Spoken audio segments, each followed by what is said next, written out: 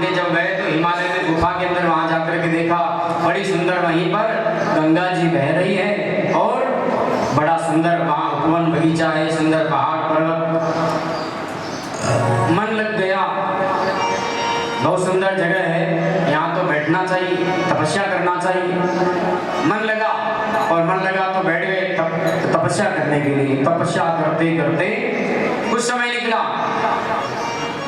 वहां पर उस तपस्या को देख करके कामदेव जी ने सोच लिया कि ये नारद कहीं इंद्र को ये विचार आया। इंद्र ने कहा कि ये नारद कवि जो है मेरे राज्य को न छीन ले। तो इंद्र ने कामदेव को कहा, हे कामदेव तुम जाओ और उस नारद का तप भंग करके आ जाओ, क्योंकि कुर्सी की चिंता तो सबको लगती ही है। कुर्सी कहीं छीन न जाए, कोई दूसरा न बैठ जाए, इसलिए इंद्र को भी चिंता लगी कि ये कहीं इंद्र न बन जाए। तो इंद्र को ऐसा मन में विचार आया, कामदेव को बुलाया, कामदेव से कहा जाओ नारद का तप भंग करके आओ। कामदेव ने कहा नहीं भगवान, मैं तो वहां नहीं जाऊंगा राजन, मैं वहां नहीं जाऊंगा। क्यों? क्योंकि मैं वहां जाऊंगा तो मुझे तो भगवान शंकर ने पहले ही वहां जो है जला करके राख कर रखा है, इसलिए मैं नहीं जाऊंगा। इंद्र ने विचार किया कि नहीं नहीं तुम्हें जाना ही पड़ेगा, जाओ तो सही। बोले नहीं जाऊंगा। अब नहीं जाए तो राजा का हुक्म है। इंद्र की आज्ञा माने, कहा ठीक है मैं जाता हूं। तुरंत अपने बाणों को लेकर के कामदेव चला जहां नारद जी तपस्या कर रहे हैं, जहां पहले से ही भगवान शंकर की जगह थी, वो तपस्या की और कामदेव को जलाया था। कामदेव डरता डरता गया, आम के पेड़ के ऊपर बैठ गया, नारद जी को तपस्या करते देख रहा है। अब कैसे मैं अपना ध्यान नारद जी का चुकाऊं, क्या करूं? कामदेव ने अपना बाण चलाया, 1 2 3 4 5 बाण कामदेव के। कभी बसंत ऋतु का, कभी क्या कभी रंभाएं स्त्रियां सुंदर सुंदर श्रृंगार करके आई। बाण है ना वो, कैसा भी चला सकता है कामदेव। लेकिन नारद जी के ऊपर कामदेव का कोई प्रभाव नहीं पड़ा। क्यों नहीं पड़ा? क्योंकि वो जगह है ही ऐसी है, वो तपस्थली ही ऐसी है, तपो भूमि है। कामदेव का वंश बस वहां पर कोई नहीं चला। लेकिन अब नहीं आता तो राजा की आज्ञा है, इसलिए कामदेव हार मान करके वापस चला आया। नारद जी की समाधि खुली, नारद जी ने देख लिया, ओहो आज मेरी ऐसी तपस्या सफल हो गई, कामदेव तक को भी मैंने हरा दिया। मन में ऐसा विचार आ गया, कामदेव को मैंने जीत लिया, कामदेव से मैंने युद्ध करके उसको हरा दिया। ये नारद जी के मन में अहंकार आ गया जीतने का, कि मैंने कामदेव को जीत लिया। अब कोई भी व्यक्ति अगर ऐसा काम कर लेता है ना, बढ़िया काम कर लेता है, तो दिन में 50 बार कहता फिरेगा, अरे आज तो मैंने ये काम किया, आज तो मैंने ये काम किया। अरे ओ शेख वाला भाई, मालूम है क्या आपने, आज मैंने ये काम करके आई ना, तो आज ओ शीला भाई आज तो मैं इतना बढ़िया काम करके आई। दुनिया से कहते फिरेंगे, और पाप कर लो तो चंदा भाई, पाप कर लो तो कोई कह रहा है कि आज मैं माचर मारियो, हाँ माचर की तो बलि कहते हैं।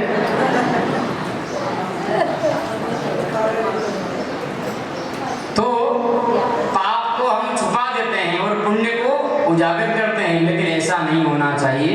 पुण्य को तो दबाना चाहिए, पाप को उजागर करना चाहिए। आज मेरे से ये पाप हो गया, तो पाप को कहने से वह सब में बढ़ जाता है, थोड़ा थोड़ा जो सुनता है उसके भी अंदर वो पाप चला जाता है, बढ़ जाता है और वो निर्दोष हो जाता है। लेकिन कहेंगे नहीं, उसको दबाएंगे तो वो पाप के ऊपर पाप तो और ज्यादा बढ़ेगा। पुण्य को हम दबाते नहीं, उजागर करते हैं तो पुण्य भी बढ़ जाता है। जिसको आप जितना कहोगे तो वो जो सुनेगा उसको वो पुण्य सारा चला जाएगा और अपने पास तो कुछ भी नहीं बचेगा। इसलिए पुण्य कर, दान कर, भूल जा, पाप कर, कह कर जा। कह दे सबको पाप हो गया तो आपका प्रायश्चित हो जाएगा। तो आज नारद जी ने इतना बड़ा काम किया ना, तो मन में ये विचार आ गया, ओहो मैंने तो कामदेव को जीत लिया है, कामदेव को जीत लिया है। तुरंत चले वहां से, चले आए ब्रह्मा जी के पास आ गए, अपने पिताजी के पास। पिताजी पिताजी पिताजी, अरे नारद आज इतना बड़ा क्या बात है?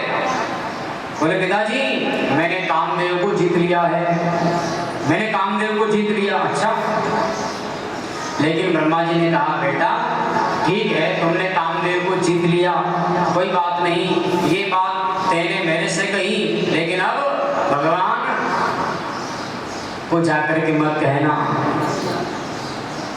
भोलेनाथ से जाकर के मत कहना। अच्छा, लेकिन वो थोड़ी रुकेंगे नारद जी। चलो तुरंत चले चले कैलाश पर्वत पर जाकर के भोलेनाथ को प्रणाम किया। भगवान ने कहा अरे नारद जी आज बड़े खुश दिख रहे हो, क्या बात है, प्रसन्न हो आज? नारद जी ने कह ही दिया, पिताजी ने तो मना किया मत कहना किसी से भी, लेकिन नारद जी ने कहा अरे भगवान आज मैंने कामदेव को जीत लिया, कामदेव को जीत लिया।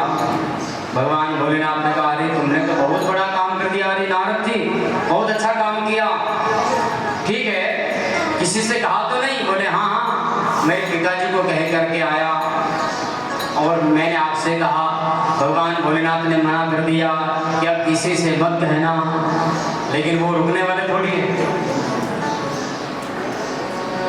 वो तो चलने ही वाले हैं। नारद जी तुरंत चले और कहाँ गए?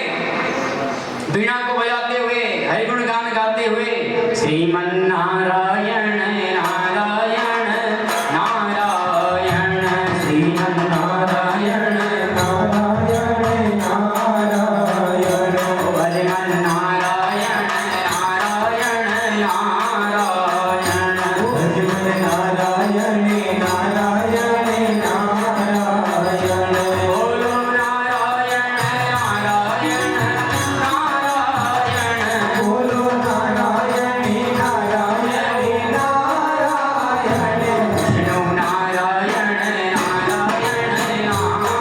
नारायण, विष्णु नारायण नारायण नारायण, रामेश्वर नारायण नारायण नारायण, रामेश्वर नारायण नारायण नारायण, बद्री नारायण नारायण नारायण, बद्री नारायण नारायण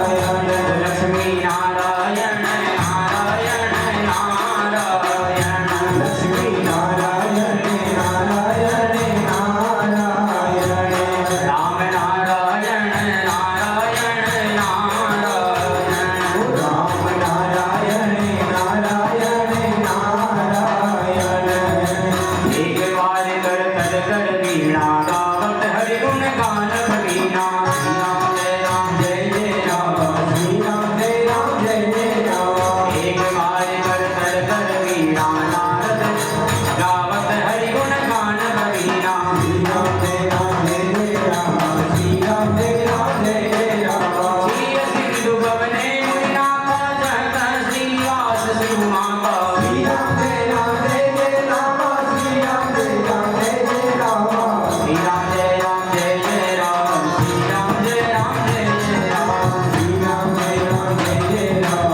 श्री राम जय राम जय जय राम, नारायण भगवान की नारायण नारायण। नारद जी पहुंच गए तुरंत वैकुंठ लोक में। भगवान नारायण लक्ष्मी से विराज रहे हैं। श्रीमन नारायण को प्रणाम किया, हरि से मिले उठे रमा निकेता।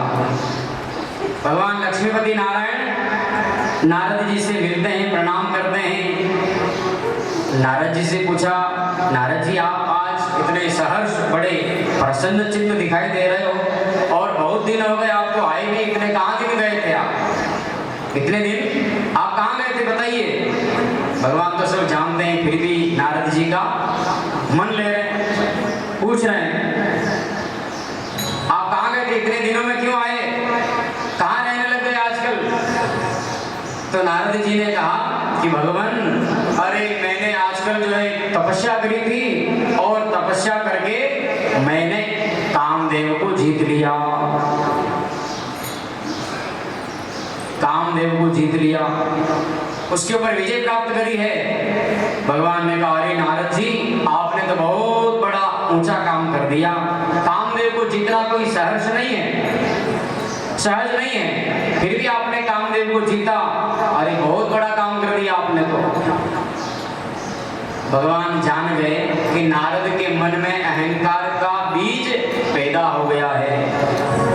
बीज अगर हो गया तो 2 दिन बाद अंकुरित होगा, पेड़ पौधा बनेगा और अभिमान नारद जी का बढ़ता ही जाएगा। इसलिए इस अभिमान रूपी बीज को ही नष्ट कर डालो। मन में विचार कर लिया, कहा ठीक है नारद जी। अब जैसे ही नारद जी वहां से निकलने लगे तो क्या देखा, विचार आया मन में कि अब तो अपनी भी शादी होना चाहिए।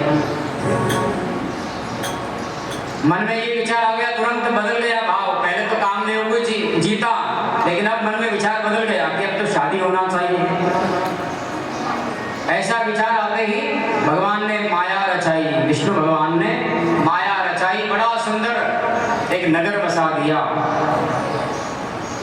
और उस नगर के अंदर एक राजा शीलनिधि नाम का राजा और उसकी एक कन्या जिसका नाम विश्व मोहिनी, बड़ी सुंदर, पूरे विश्व को मोहने वाली, उसका नाम विश्व मोहिनी।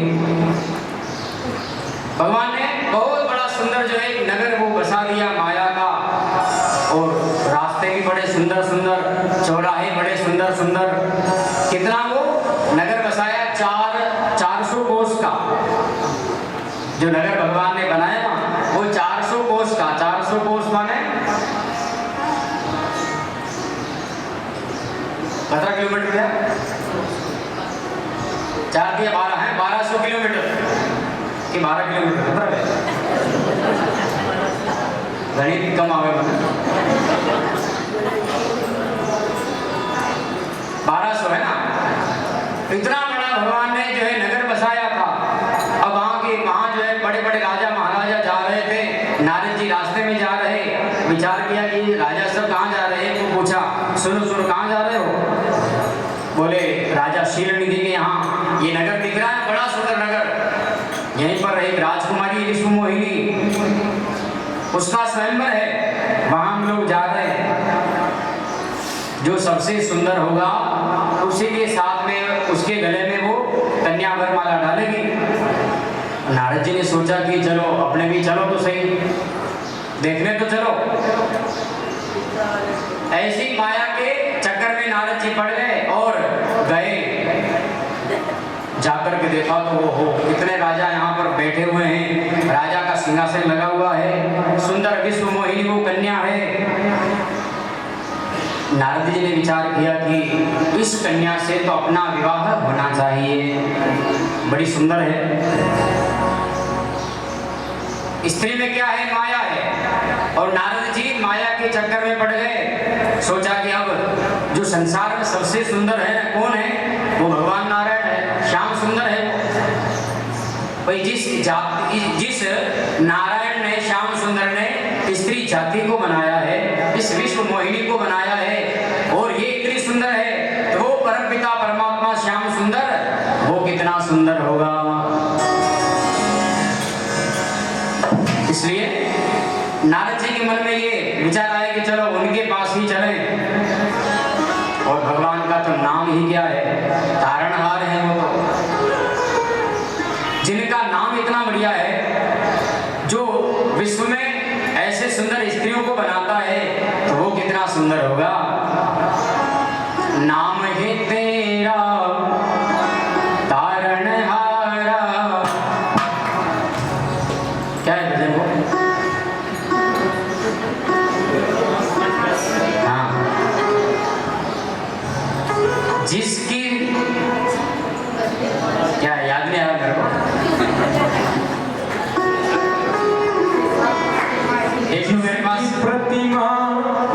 कितनी सुंदर, वो कितना सुंदर होगा, वो कितना सुंदर होगा, नाम है तेरा हरे निवारा, जहाँ मेरा दर्शन होगा।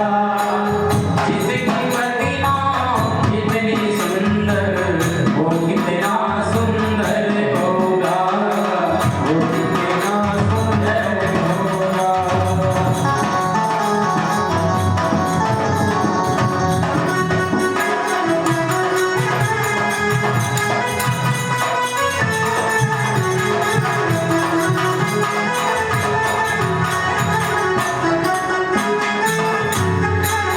वो कितना सुंदर होगा। नारद जी के मन में ऐसा विचार आया, चलो उन्हीं के पास चलते हैं। और चले गए नारद जी महाराज। गबने तुरंत जहां ऋषि राई भगवान के पास गए, भगवान से जाकर कहा, प्रभु प्रभु नारद जी अभी तो आप यहीं थे, गए यहाँ से और वापस आ गए, कि वापस आने का कारण क्या है? तो नारद जी ने वो सारी घटना बता दी कि स्वयंवर में विश्व मोहिनी है और बड़े बड़े राजा आए हुए हैं, बड़े सुंदर सुंदर, जो सबसे सुंदर होगा उसके गले में वो कन्या वरमाला डालेगी।